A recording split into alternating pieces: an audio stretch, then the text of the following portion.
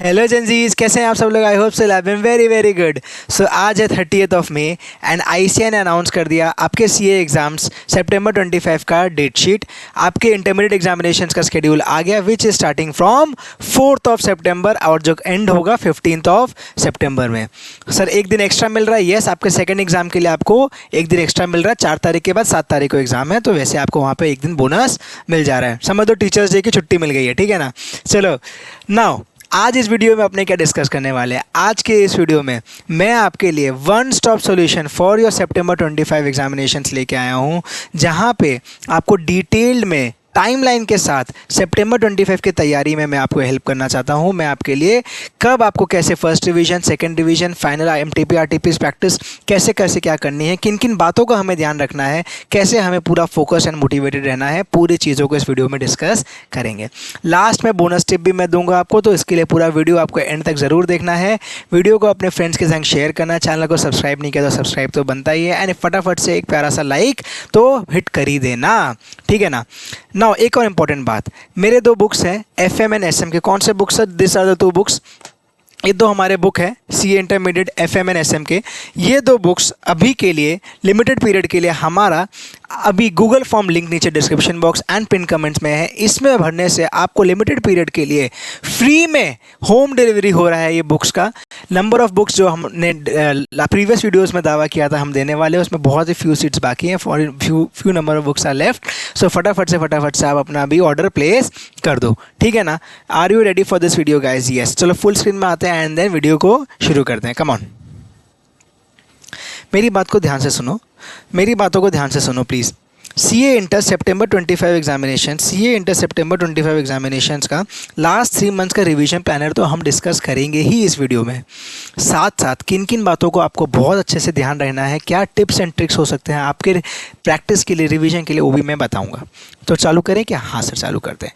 4 तारीख से आपका एग्जाम है। अभी जस्ट आईसीए ने शाम को अनाउंस किया है, मैं वीडियो लेके आ गया हूँ आपके लिए। कम on guys, this is the timeline, this is the timeline which I am talking about. ये टाइमलाइन पे एक बार ध्यान दो, कहाँ से? यहाँ से स्टार्ट हो रहा है टूवर्ड्स आवर सक्सेस जर्नी, ठीक है ना। ये टाइमलाइन है जो कि हमारा सितंबर 25 4 सितंबर तक अपने को रेडी करना है। समझ में आ रही है क्या? हाँ या ना में बोलेंगे हाँ। अब मेरी बातें को ध्यान से सुनो। अपने मान लो 1 जून में आज खड़े हैं, जब भी आप ये वीडियो देख रहे हो, मैंने 30 मई को रिकॉर्ड किया, मे बी 1 जून 2 जून 1-2 दिन में कोई फ़र्क नहीं पड़ता, ठीक है ना। आप जब भी वीडियो देख रहे हो, you have to aim and complete your classes by 25 June. जो भी जितना भी सब्जेक्ट का आपका पेंडिंग है, ट्यूशन्स, क्लासेस जो भी है, सब आपको 25 जून का एक टारगेट, एक डेडलाइन, एक स्टॉप तो लगाना होगा, एक हार्ड स्टॉप तो चाहिए कि भाई साहब मैं इसके आगे जाऊंगा नहीं, वरना मैं क्लास ही करता रह जाऊंगा, मैं पढ़ाई कब करूंगा। मैं आपको दावे के साथ बोल सकता हूं कि आप बिना ट्यूशन, बिना क्लास के एग्जाम्स कोई भी, कितना भी बड़ा, ये इवन यूपीएससी क्यों ना हो, पास कर सकते हो, बट बिना सेल्फ स्टडी के नहीं कर सकते। बिना सेल्फ प्रैक्टिस, सेल्फ स्टडी के नहीं कर सकते, बट बिना ट्यूशन के कर सकते हो। तो एक हार्ड स्टॉप लगाना होगा। तो 25 जून का मैं आपको टारगेट दे रहा हूँ। मैंने काफ़ी आपको लिबरल, काफ़ी कंजर्वेटिव टारगेट ही दिया है, रिलैक्स टारगेट दिया है। आप आराम से 25 जून तक अपने क्लासेस को कंप्लीट कर लीजिएगा, ठीक है ना। Then we will start with our complete full fledged revision. मेरे सब्जेक्ट एफएम एंड एसएम का रिवीजन वीडियोस मैंने यूट्यूब पर ऑलरेडी डाल के रखा है। मई 20 सितंबर 25 का साथ में मैंने रिकॉर्ड किया था, वहाँ से उसको चेकआउट ज़रूर कर सकते हो, बहुत ही आपको हेल्प होगा। सितंबर 25 के लिए, रिविजन्स के लिए, प्रैक्टिस के लिए मैं कुछ सोच रहा हूँ, कुछ प्लानिंग कर रहा हूँ, तो उसके लिए अभी नहीं, थोड़ा टाइम वेट करो, मैं लेके आऊँगा आपके लिए वीडियो, उसमें आपको और आगे की जानकारी हम देंगे। तो आपको स्टे ट्यून रहना है, चैनल को सब्सक्राइब करके रखना है ताकि आप कोई भी अपडेट्स मिस ना करो। मेरा टेलीग्राम चैनल भी ज्वाइन कर लेना, उसमें भी मैं बहुत सारे इंपॉर्टेंट टिप्स वहाँ पे शेयर करता हूँ, तो उसको भी मिस नहीं करना। ये जो डॉक्यूमेंट है, ये टाइमलाइन, इसमें जो इंपॉर्टेंट बातें मैंने लिखी हैं, ये वाला अगर आपको डॉक्यूमेंट चाहिए तो ये भी मैं अपने टेलीग्राम में डाल दूंगा, वहाँ से आप इसको भी डाउनलोड कर लेना, चेकआउट कर लेना, रीड कर लेना, ठीक है ना। यस, नो फर्स्ट रिवीजन आपको कब से करना है? 26 जून का मैंने टारगेट लिया कि 26 जून से आपने अपना फर्स्ट रिवीजन प्लान किया और स्टार्ट किया उस दिन से। 6 सब्जेक्ट अब आपके हैं बस, it's no more 8 subjects, it's just 6 subjects, 3 papers per group, right. तो 6 सब्जेक्ट, बहुत ग्रुप देना है हमें। मेरी एक बात हमेशा ध्यान रखना, आज से ही डिसाइड कर लेना कि मैं एक ग्रुप दूंगा या दूंगी, is a very very wrong decision guys. Come on, इतना क्या डर है हमें? दोनों ग्रुप देना है। और अगर कोई बच्चा ये है कि हाँ, एक इंपॉर्टेंट बात और, कोई अगर बच्चा ये है जो ये सोचता है यार इतनी बड़ी एग्ज़ाम मैं दे रहा हूँ, I am feeling under confident, I am feeling anxious, I don't feel so that I am prepared, मुझे सम्स याद नहीं आ रहे, मुझे कॉन्सेप्ट्स याद नहीं, मैंने जो क्लासेस में पढ़ा था सीखा था, मैं बना भी पाऊँगा कि नहीं उसको भी एग्ज़ाम में। तो मैं बता दूँ, आज अगर इंडिया में ऑलमोस्ट 4 लाख चार्टर्ड अकाउंटेंट से ज़्यादा है, कोई भी ऐसा नहीं होगा जो इस फीलिंग से नहीं गुजरा होगा। This is very normal guys, this is very natural, very normal, सबके साथ होता है। You are not the exception. Maybe आपको लग रहा होगा कि आपके सर्कल में, आपके फ्रेंड में, यार सिर्फ मैं ही ऐसा फील कर रहा हूँ, ऐसा नहीं है। कुछ लोग इसको एक्सप्रेस करते हैं, कुछ लोग एक्सप्रेस नहीं करते, बट अंदर ही अंदर ये फीलिंग सबके साथ है। तो आपको क्या करना है, आपको अपने आप को कॉन्फिडेंट रखना है। You have to control the controllables and don't worry about कि यार एग्जाम में क्या होगा, मैं उस दिन मेरा पेन चलेगा कि नहीं, यार वो सब फालतू की बात है, एकदम सच बता रहा हूँ मैं। आज आप अपने आप पे भरोसा रखो, अपने आप पे कॉन्फिडेंस रखो कि यार मैं प्रैक्टिस करूँगा, मैं 3 महीने अपनी जान लगा दूंगा, मैं पढ़ाई अच्छे से करूँगा, फिर जो होगा देखा जाएगा। समझ में आ रही क्या बात है? एक एक चीज़ को और डिटेल में बात करेंगे, कहाँ पे आपको कंसंट्रेट करना है, कैसे फोकस करना है, मोबाइल फ़ोन से कैसे दूर रहना है। इस वीडियो में कंप्लीट डिस्कशन होगा, वन स्टॉप सोल्यूशन, इसलिए मैं बोल रहा हूँ बार बार। तो मैं फर्स्ट रिवीजन पे वापस आते हैं, ठीक है ना, मेरी बात ध्यान से सुनो। 6x6 का मैंने टारगेट दिया है कि हर सब्जेक्ट को आप 6 दिन में फर्स्ट रिवीजन कर सकते हो। हाँ कि ना में जवाब आप लोग दोगे मुझे, नीचे कमेंट करके आप लोग बताओगे कि हम कर सकते हैं कि नहीं सर 6 डेज़ में, हमें ज़्यादा टाइम चाहिए, हमें कम टाइम चाहिए, या कोई और जो ये वीडियो देख रहा है जिसने इससे कम टाइम में ज़्यादा टाइम में किया, अपना एक्सपीरियंस भी शेयर ज़रूर करो। मैं क्या बोलता हूँ कि अगर आपने 6 दिन में पहली बार रिवाइज़ नहीं किया तो सेकेंड टाइम रिवाइज आप 3 दिन में कैसे करोगे? और अगर सेकेंड टाइम 3 दिन में रिवाइज नहीं करोगे तो यार थर्ड टाइम 1.5 डेज में आप एग्जाम के पहले कैसे प्रिपेयर करोगे? तो फर्स्ट टाइम आपको 6 डेज में करना ही होगा, उसके बाद सेकेंड में आपको उसका हाफ, एंड देन थर्ड आपको मे बी अगर थर्ड रिवीजन कर पाते हो या एग्जाम के पहले जैसा भी होता है तो वहाँ पे अगेन हाफ। तो you have to start with 6 days का एक हार्ड टारगेट लेके, यार मैं करके ही रहूँगा, and this is very normal, this is very practical. मैं आपको कुछ ऐसा एबनॉर्मल टारगेट नहीं दे रहा हूँ। 6 डेज़ में लोग करते हैं, सबने किया है, मैंने भी किया है, और बाकी प्रीवियस मेरे बच्चों ने भी किया था, तो कोई दिक्कत की बात आपको आएगी नहीं, ठीक है ना। 6x6 का अगर आप टारगेट लेते हो तो 36 डेज़ ये बनता है। 36 डेज़ में आपका पूरा 1 टाइम रिविजन हो जाएगा of your entire syllabus. And एक चीज़ ध्यान रखना, आप कोई भी सब्जेक्ट पिक कर रहे हो, अगर आप प्रैक्टिकल से स्टार्ट करते हो तो उसके बाद थ्योरी करो, फिर प्रैक्टिकल, फिर थ्योरी, इस तरीके से कॉम्बिनेशन मेंटेन करना। ऐसा नहीं कि यार हमें थ्योरी कम पसंद है या थ्योरी मुझे अच्छा नहीं लगता तो मैंने सारा प्रैक्टिकल पहले पढ़ लिया। अगर ये किसी ने कर लिया ना तो अब थ्योरी करने में ना बहुत दिक्कत आएगी, इच्छा ही नहीं करेगा यार कि मैं थ्योरी अब करूँ। तो वैसे काम नहीं करना यार, अपने थ्योरी प्रैक्टिकल करते हुए चलेंगे, सीक्वेंस में करते हुए चलेंगे, अपना अच्छा से पढ़ाई हो जाएगा, ठीक है ना। Yes sir. तो अगर आप 36 डेज़ काउंट करते हो ना 25 जून से, तो एग्जैक्टली 31 जुलाई आता है। एग्जैक्टली 31 जुलाई को आपका क्या होगा, आपका कंप्लीट हो जाएगा फर्स्ट रिवीजन, और आपके एग्ज़ाम में पूरा अगस्त का महीना अभी भी बचा हुआ है। घबराने की बात नहीं, बहुत टाइम है, आप शांति से सुनते हुए चलो, ठीक है ना। सेकेंड रिवीजन अब आपको करना है फ्रॉम योर 1st ऑफ अगस्त, जो आपको 3 दिन में आप करना है, तो 18 डेज़ में आपका आराम से हो जाएगा। गाइस बफर आप अपने हिसाब से रख लेना। सपोज़ किसी का मान लो कि अकाउंट बहुत अच्छा है, अकाउंट बहुत स्ट्रॉन्ग है, तो मान लो उसको 5 दिन में अकाउंट्स हो जाता है, तो 1 दिन का बफर रखा, तो उस तरीके से बफर पीरियड रखते हुए चलना, ठीक है ना। अपने पढ़ाई में ऐसा नहीं होना चाहिए कि एकदम इतना स्ट्रिक्ट, इतना स्ट्रिंजेंट प्लान बनाया कि उसको मैंने अबाइड ही नहीं कर पाया, I couldn't abide by that plan, ऐसा मत रखना। बिकॉज आपने 10 में एग्जाम दिए हैं, 12 में एग्जाम दिए, सीए फाउंडेशन भी दे दिया आप, तो आप अपने आप को जज कर सकते हो, एसेस कर सकते हो कि यार मैंने कैसे प्लानिंग की थी और मैं कितना उसको सक्सेसफुली अडियर कर पाता हूँ। समझ में आ रही है क्या बात? तो अकॉर्डिंगली बफर टाइम रखना, वरना क्या होगा ना, कॉन्फिडेंस में हिट करेगा कि यार शेट, मैंने सोचा था मैं 6 दिन में ये पढ़ लूँगा, मेरा 6 दिन में कंप्लीट नहीं हुआ, अब मैं क्या करूँ, अब मुझे कल से तो दूसरा सब्जेक्ट स्टार्ट करना है। वैसा दिक्कत नहीं आना चाहिए। बफर पीरियड अपने हिसाब से आप प्लान करके 1 दिन का, आधा दिन का रखते हुए चलना बीच बीच में, ठीक है ना। ऐसा नहीं होना चाहिए 15 दिन का बफर ही रख लिया, नहीं यार ऐसा भी नहीं होता है। अपने हिसाब से 1 दिन 2 दिन का बफर पीरियड रख लिया कि कहीं पे अनप्रोडक्टिव डे कुछ हो गया, कुछ ऐसा सर्कमस्टांस क्रिएट हो गया घर में, फैमिली में कुछ भी ऐसा हो गया कि आप पढ़ाई नहीं कर पाए उस समय, विच इज़ पॉसिबल। यार 3 मंथ्स का बात कर रहे हैं अपने, तो 3 महीना में 1 दिन 2 दिन ऐसा नहीं होगा, ऐसा तो पॉसिबल नहीं है किसी के साथ। ये जितना भी आप फोकस कर लो ऐसा होगा, तो उसके लिए बफर भी रख लेंगे, ठीक है ना। नेक्स्ट 18 अगस्त तक आपका सेकंड रिवीजन हो गया। एक एक रिवीजन का मैंने एरो टान के आपके लिए डिटेल में यहाँ पे बातें लिखी हैं, आप टेंशन मत लो, मैं वो भी कराऊंगा। थोड़ा लंबा ये वीडियो बन जाएगा हमारा, मे बी 20 मिनट का, बट सारी चीज़ों को बहुत डिटेल में शांति से मैं आपको बताना चाहता हूँ। नाउ 18 अगस्त तक आपने सेकंड रिवीजन कर लिया, 3 दिन में एक एक करके आपने रिवीजन सारे सब्जेक्ट्स के कर लिए। तो now which will you will land up to your third revision और which you can say your MTP RTP practice session whichever you want.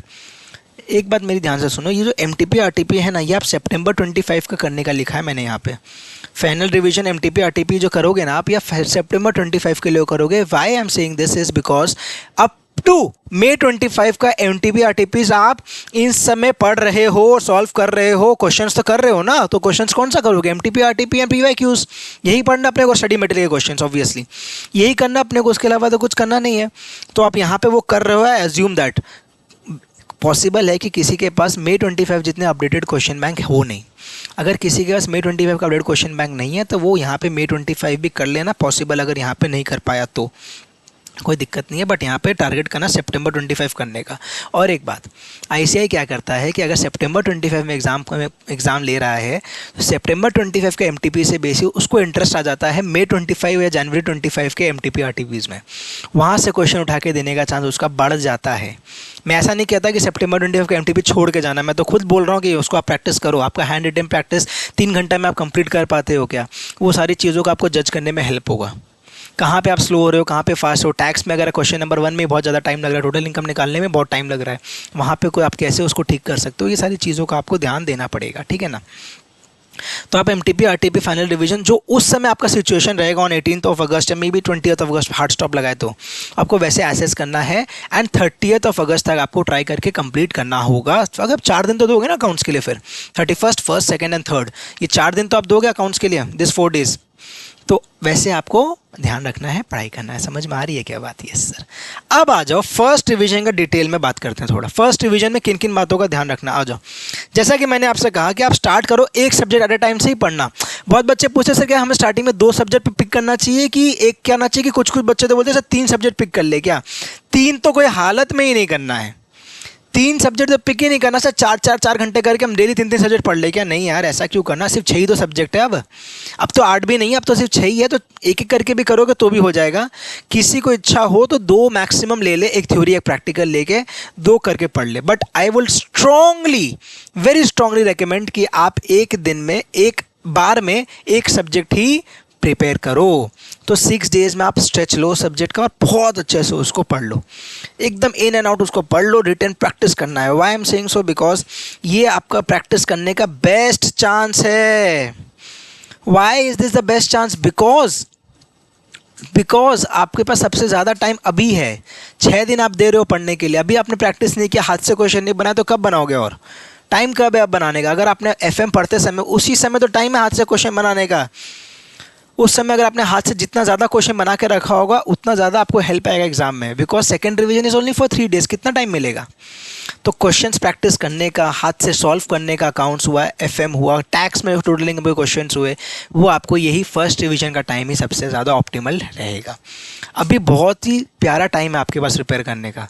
मैं सच बता रहा हूँ, अभी सबसे सफिशिएंट 3 मंथ्स पूरे बाकी हैं। कोई भी चीज़ का एक्सक्यूज़ नहीं हो सकता अब कि सर हमने टाइम कम है, ये नहीं है, वो है, ऐसा कुछ नहीं है। अब पूरा टाइम भी है, पूरा आप रेडी भी हो, मेंटली एकदम स्ट्रॉन्ग फिट होके एकदम बढ़िया से पढ़ाई करना है, ठीक है ना। बोथ ग्रुप्स देना बच्चा, बिकॉज अगर आपने बोथ ग्रुप्स नहीं दिया तो आपके आर्टिकलशिप स्टार्ट नहीं होगी, आप फालतू के डिले करते चलोगे तो कोई सेंस नहीं है। तो बोथ ग्रुप्स का ही टारगेट करो। आज 3 मंथ पहले बोथ ग्रुप का ही टारगेट करना। मैं बार बार बोलता रहूँगा। थ्योरी प्रैक्टिकल कॉम्बिनेशन से पिक करना, सब दिन मैंने पहले भी बोला था। एक अच्छी बात मैं बताता हूँ, एक इंपॉर्टेंट टिप। आप write down your mistake subject wise in a copy. What do I mean by this? Suppose आपने टैक्स पढ़ रहे हो, ठीक है ना, मेरी बात ध्यान से सुनो। अब अगर आप टैक्स पढ़ रहे हो, ठीक है, अब आपने टैक्स पढ़ाई की, टैक्स पढ़ते समय आपने पीजीबीपी का चैप्टर पढ़ा है, टोटल इनकम का क्वेश्चन आप जब सॉल्व कर रहे हो तब आपने पॉइंट 1, 2, 3 करके मान लो 48(2) का कोई डिसअलाउंस का बात है, 43(b) का कुछ डिसअलाउंस है बोनस वगैरह का, जो आप भूल गए हो, आपको याद नहीं है, आपसे मिस्टेक होता है, तो आपको ना एक कॉपी के पीछे उसको यहाँ पे साइड में लिखते हुए चलना। आप जो भी कॉपी में प्रैक्टिस करोगे टैक्सेशन या जैसे भी, उसमें आप यहाँ पे लिखते हुए चलोगे सारी बातों को आप लिखते हुए चलोगे कि यार ये points I am doing a mistake and मुझे वहाँ पे रेक्टिफाई करनी है, मुझे ध्यान रखना है कि मैं गलती एग्ज़ाम में ना करूँ। मैं बता दूँ, ये आपका सबसे बढ़िया गाइड होने वाला है, सबसे बढ़िया दोस्त होने वाला है एग्ज़ाम के 1.5 दिन पहले। आपके पास एक पूरा लिस्ट प्रिपेयर्ड रहेगा, सोच के देखो, कि जिसमें सारी गलतियाँ आपकी लिखी हुई हैं। आपको वही तो नहीं करना बस एग्ज़ाम में, जो आप राइट कर रहे हो वो तो राइट करोगे ही। मैं क्या बोल रहा हूँ, जो आप पढ़ाई करते समय सही कर रहे हो, जो क्वेश्चन आपको आता है वो तो एग्ज़ाम में भी बन जाएगा। जहाँ पे आप मिस्टेक कर रहे हो और आपने लिख लिया उस मिस्टेक को, अब एग्ज़ाम के पहले उसको पढ़ लिया, तो यार वापस मिस्टेक कैसे होगा, अब वो नहीं होगा ना।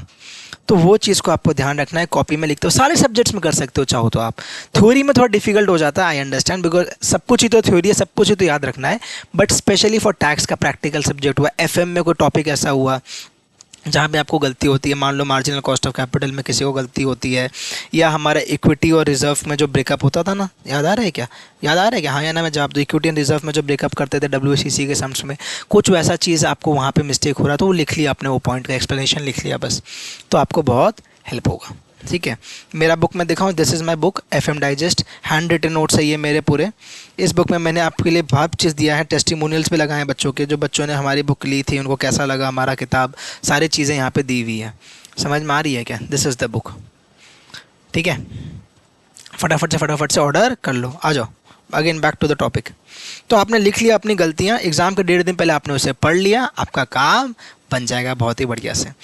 No need of separate preparation for your MCQs। What do I mean by this is, बहुत बच्चों का क्वेरी होता है कि सर हमें MCQ के लिए कैसे प्रिपेयर करना है।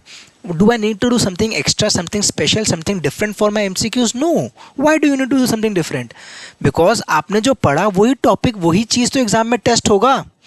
कैप बच से आजकल मान लो, कैपिटल बजटिंग से मान लो आजकल case study based MCQs ICAI पूछ ले रहा है, तो वो उसके लिए अलग से क्या प्रिपेयर करोगे, वो तो एंटायर सम ही है ना, जो आपको सम के जगह केस स्टडी में डाल दिया।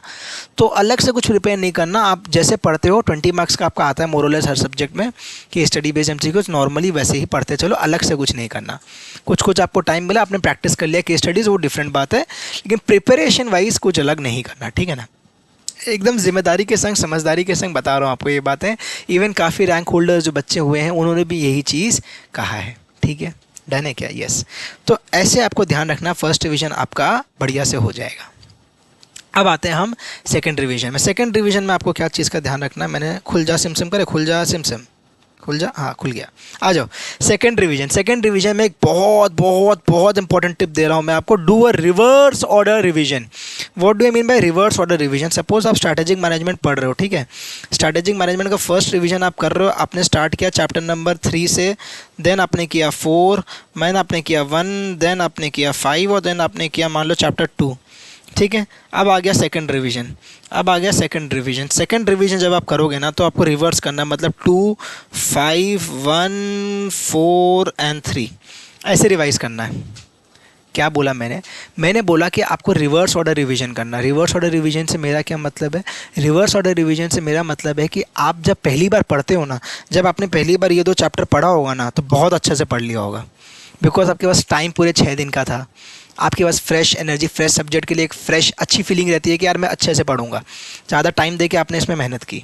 बट बिकॉज ऑफ दैट क्या होता है कि नॉर्मल ह्यूमन साइकोलॉजी सबके संग होता है, ऐसा मत सोचना कि यार सिर्फ मेरे संग या सिर्फ आपके संग होता है, सबके संग होगा। अगर आज मैं पढ़ने बैठूंगा तो मेरे संग भी ये चीज़ होगा। तो चैप्टर 5 और 2 पे ना आप थोड़ा सा कम टाइम मिलेगा, कम फोकस करोगे, जल्दी सल्टा दोगे। अब उसको ऑफसेट करना होगा, कंपनसेट करना होगा उस भूल को। उसका क्या तरीका है, आप जब सेकंड रिवीजन करोगे ना, ये मौका अभी है, ये रिवर्स ऑर्डर रिवीजन आप एग्जाम के 1 दिन पहले तो ना करोगे, तो अभी ध्यान रखना है इन सब बातों को। तो आपने 2 और 5 से स्टार्ट कर लिया, फिर तो यहाँ पे जो आपने थोड़ी सी लापरवाही दिखाई थी मान लो, वो आपने यहाँ पे उसको कंपनसेट कर लिया। समझ में आया? ये बहुत ही कारगर टिप दे रहा हूँ मैं आपको, जो मैंने यूज़ किया, मेरे दोस्तों ने यूज़ किया था, हम काफ़ी लोगों ने इसको यूज़ किया और काफ़ी हेल्पफुल है ये। तो हमेशा रिवर्स ऑर्डर से पढ़ाई करना, चाहे आप SM FM कुछ भी सब्जेक्ट, अकाउंटिंग स्टैंडर्ड्स, ऑडिट का कोई चैप्टर, लॉ, सब जगह ये चीज़ काम आ सकता है कि आपने जो भी ऑर्डर से रिवीजन किया, फर्स्ट रिवीजन, सेकंड रिवीजन में उसको पूरा फ्लिप कर दिया ऑर्डर को, बस बहुत अच्छा पढ़ाई होगा, बहुत कॉन्फिडेंस आएगा आपको। मेरी बातों का हमेशा ध्यान रखना, ठीक है ना। Second, continue writing a mistakes in the copy. जब कॉपी में मिस्टेक्स लिख रहे थे ना, वो सेकंड रिवीजन में आपको पढ़ना भी है। फर्स्ट रिवीजन के मिस्टेक्स आपको सेकंड रिवीजन के टाइम पे पढ़ना है एंड कंटिन्यू करते रहना। कुछ और गलतियाँ होती है तो उसको भी लिखते रहना। एग्जाम के 1.5 दिन पहले आपको उसको बहुत अच्छे से पढ़ के फिर जाना है, ठीक है। Be consistent and keep going guys. Second revision के समय ना आपको लगेगा कि सर हो गया, अब तो मेरे से और हो ही नहीं रहा, हम थक गए, बहुत हो गया। मैं बता दूं, सेकंड रिवीजन के समय आपको ये चीज़ आएंगी। मैं बता दूं, consistency is legendary. Virat Kohli को हम इतना हाईली एस्टीम, इतना हाईली रिगार्ड क्यों करते हैं? Because the man is insanely consistent. कोई प्लेयर इतना कंसिस्टेंट हो नहीं सकता, ह्यूमन नहीं हो सकता ऐसा लगता है हमें, बट वो है, इसीलिए वो विराट कोहली है, is the Virat Kohli, right. तो कंसिस्टेंट रहना है, 3 महीने की बात है बस, 3 साल की बात नहीं कर रहा हूँ, 3 महीने की ही बात है बस। उसके बाद अपने रिलैक्स करेंगे, इन्जॉय करेंगे, रिजुविनेट करेंगे, रिफ़्रेश होंगे, सब करेंगे। मैं 3 महीने अपने पढ़ाई करते हैं, अपना बेस्ट देते हैं, फिर जो होगा अपने देखेंगे। समझ में आ रही है क्या बात? Yes sir. आ जाओ, last MTP RTP final revision जब आप करोगे, 1 दिन 1.5 दिन आपको मिल रहा है, आपने फाइनल रिवाइज कर लिया, एमटीपी आरटीपीज बना लिए थोड़े थोड़े। स्पेशली प्रैक्टिकल्स के लिए ट्राई करना, आप सॉल्व कर लो। थ्योरी के लिए आप फिर भी खुद से प्रैक्टिस कर सकते हो, पढ़ पढ़ के देख सकते हो, आपका काम बन जाएगा। लेकिन प्रैक्टिकल के लिए ट्राई करना बना लिया, इवन कॉस्टिंग हुआ आपका, कहीं पे भी आप हुआ, आपने प्रैक्टिस कर लिया। डोंट पैनिक या get scared from M T P R T P. मैं क्या बोल रहा हूँ ना, बहुत बड़ा ICI क्या करता है, आपके M T P R T P में ना ऐसे ऐसे क्वेश्चन पूछ देगा, ऐसे ऐसे क्वेश्चन पूछ देगा जो आपको लगेगा भाई साहब ये क्या आ गया। घबराना नहीं, सबसे पहले तो बहुत बार जानबूझ के कुछ क्वेश्चन ICI ट्रिकी पूछता है, जो कि उसका काम है पूछने का, वो पूछेगा ही ना। एमटीपी आरटीपी आपको प्रैक्टिस करवा रहा है, तो ट्रिकी वहाँ नहीं पूछेगा और एग्जाम में पूछेगा तो ज़्यादा दिक्कत हो जाएगा, सोच के देखो। तो अच्छा ही है ना भाई कि एमटीपी आरटीपी में ट्रिकी क्वेश्चन पूछ लिया, एग्जाम में आएगा भी तो अपने हैंडल कर लेंगे वैसा क्वेश्चन, हमने प्रैक्टिस कर लिया। तो हमेशा पॉजिटिव माइंडसेट के संग रहो। एमटीपी आरटीपीज में कोई ट्रिकी क्वेश्चन आएगा, पैनिक नहीं होना, जितना आ रहा है करना है, अपने आप को सीखना है और आगे बढ़ना है। एग्ज़ाम में वैसे ट्रिकी क्वेश्चन हर बार नहीं आते हैं, भरोसा रखो। आप प्रीवियस ईयर पेपर्स देखो, आपको फील होगा कि यार ठीक है। एमटीपी में जैसे फैक्टरिंग का क्वेश्चन आया था आपके दिसंबर के एमटीपी में, लास्ट ईयर दिसंबर के एमटीपी में, बहुत ही गजब का क्वेश्चन था। वैसा क्वेश्चन ऐसे पूछता नहीं है, कभी कभी आज तक पूछा हुआ भी नहीं था, लेकिन बहुत ही hats off, comprehensive detail technical question पूछा था, जो कि अगर नहीं देखा हुआ हो ना तो आधे बच्चे नहीं कर पाएंगे, विच इज़ वेरी नॉर्मल। काफ़ी अच्छा क्वेश्चन था। तो आपको वो सारी बातों का ध्यान रखना है, अच्छे से पढ़ाई करनी है, एमटीपी आरटीपी से घबराना नहीं है और प्रैक्टिस करते हुए चलना, ठीक है ना। अब आ जाओ बोनस टिप में, फटाफट, वीडियो लंबा हो रहा है सर, आ जाओ बोनस टिप। मेरी बात को अब ध्यान से सुनो। सबसे पहले ना, जब आप एमसीक्यूज़ में, केस सिनेरियो बेस्ड एमसीक्यूज़ कर रहे हो ना, सबसे पहले क्वेश्चन पढ़ लेना, क्या क्वेश्चन पूछ रहा है। सारे क्वेश्चन, 5 क्वेश्चन पूछता, 5 क्वेश्चन पढ़ लेना, and then you jump on to the case study and read that. Story के जैसे पढ़ने मत बैठ जाना यार स्टार्टिंग से। अब मान लो FM का एक क्वेश्चन सिनेरियो बेस्ड एमसीक्यू है, तो अब उसमें सिर्फ नंबर से मतलब है, जहाँ नंबर्स नहीं है वो पोर्शन, वो पैराग्राफ इतने काम के नहीं है हमारे लिए, बट उसको वैसे पढ़ना नहीं, सीधा क्वेश्चन पढ़ना। देख लिया कि क्या पूछ रहे हैं, पीवी निकालने बोल रहा है क्या, प्रॉफिटेबिलिटी इंडेक्स निकालने बोल रहा है क्या, WACC निकालने बोल रहा है क्या, अच्छा ठीक है। तो वो वाले एरियाज पर जाके ज़्यादा फोकस किया और केस स्टडी पढ़ते समय उसको मार्क करते हुए चले। समझ में? बी स्मार्ट यार, come on guys, it's smart work is always superior than hard work, right. Smart work includes hard work and smartness. तो आपको वैसे प्रिपेयर करना, ठीक है guys. Your books are your best friends now. अब जो आपके सबसे अच्छे दोस्त हैं ना, आपके किताब ही है, और कोई आपका सबसे अच्छा दोस्त अभी नहीं है। अपना बुक्स पे भरोसा रखना, उसी पे सारा टाइम देना, ज़्यादा काम आएगा। फ्रेंडशिप वगैरह थोड़ी सी डिले रखना, 3 महीने बाद उसको वापस कंटिन्यू कर लेना, कोई दिक्कत की बात नहीं है। ऐसा नहीं होना चाहिए कि सारा सारा दिन आप दोस्तों के डाउट ही सॉल्व कर रहे हो, क्या फ़ायदा होगा। वो एक दोस्त फ़ोन किया, डाउट सॉल्व कराया, अपना काम हो गया, आगे बढ़ गया, वो तो अपना पढ़ाई कर रहा है। अब आप लगे हुए डाउट सॉल्व करने में ही, आपकी पढ़ाई कब होगी। तो अपनी पढ़ाई करना, जैसे बोलते हैं ना एरोप्लेन में, पहले खुद का मास्क पहनो फिर दूसरों की सहायता करो, वैसे ही पहले खुद की पढ़ाई अच्छे से करो, फिर टाइम बचेगा तो दूसरों की सहायता करना, ठीक है ना। एक इम्पॉर्टेंट बात, मोबाइल फ़ोन से लेके ना बहुत क्वेरी आता है सर, मोबाइल फ़ोन से की वजह से हमें तो पढ़ाई नहीं हो रही है। कंट्रोल योर माइंड, आपका माइंड आपके कंट्रोल में अगर होगा ना तो मोबाइल भी आपके कंट्रोल में आ जाएगा।